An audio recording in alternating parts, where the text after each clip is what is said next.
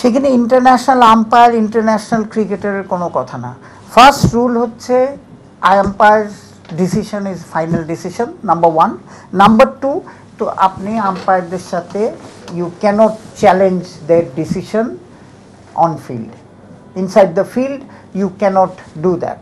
এটা তো actually unacceptable, কারণ আমরা সবাই জানি এটার সারা ওয়ার্ল্ডে কি হয়, যে আপনি আম্পায়ারের ডিসিশনের উপর কথা বলতে পারবেন না। আপনি আইপিএল দেখেন আর টেস্ট ম্যাচ দেখেন আর ইয়েতে দেখেন, আপনি যদি একটু কিছু শো করেন সেটার আগেনস্টই আপনার চলে। এটা তো আরও গহিত অপরাধ, যে you are challenging and continuously you have challenged ফিল্ডে, যে এটা তারা চ্যালেঞ্জ করেছে। So it is not acceptable. And according to the code of conduct, হ্যাঁ, যে প্লেয়ারদের আমরা যেটা দিই, যেটার যেই কোডের মধ্যে দিয়ে আমরা চলি, সেই কোডে স্পেসিফিক লেখা আছে কোনটার জন্য কী শাস্তি। এটা লেভেল 2 শাস্তি দিয়েছে, বরং লেভেল 2-তে আপনি ফাইন এবং ম্যাচ সাসপেনশন হতে পারে।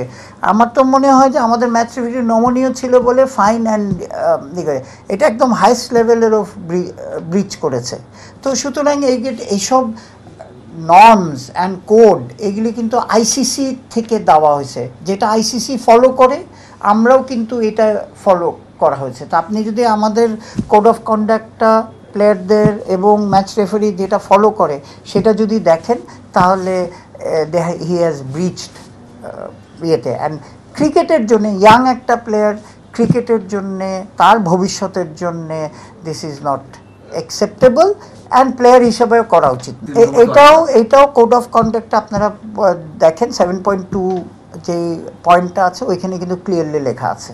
আপনারা এটা অ্যাভেলেবল, আপনারা চাইলেও আমাদের আম্পায়ার্স ডিপার্টমেন্ট থেকে দিয়ে দেওয়া হবে, ওইখানেও আছে যে তারা সে ব্রিচ করছে। এখন এটা হচ্ছে আমাদের ম্যাচ রেফারি 36 নিয়মটা হচ্ছে 36 আওয়ারের মধ্যে তারা কিন্তু আবার রিপোর্ট করতে পারে। সো ডেফিনেটলি আমরাও আম্পায়ার্স ডিপার্টমেন্ট থেকে আমরাও এটার অ্যাকশানে যেতে হবে, because this is not a good sign for younger cricketers or any cricketers. হ্যাঁ, এটা আপনাদের বুঝতে হবে যে আমাদের এটা হচ্ছে পুরা ক্রিকেট ফ্রেটার্নিটির একটা ইমেজ। সো আপনি তার উপর আবার এটার সাথে আপনি কালকের ম্যাচ অফিসিয়ালস ছিল বাংলাদেশের সব number 1 ICC approve match referee ছিল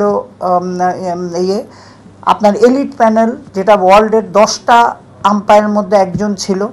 হ্যাঁ, আর আমাদের বেস্ট ম্যাচ রেফারি যেটা 2 জনের একজন হচ্ছে Rahul. So who we are challenging, এটাই হচ্ছে আমাদের best resource. So this is very unfortunate.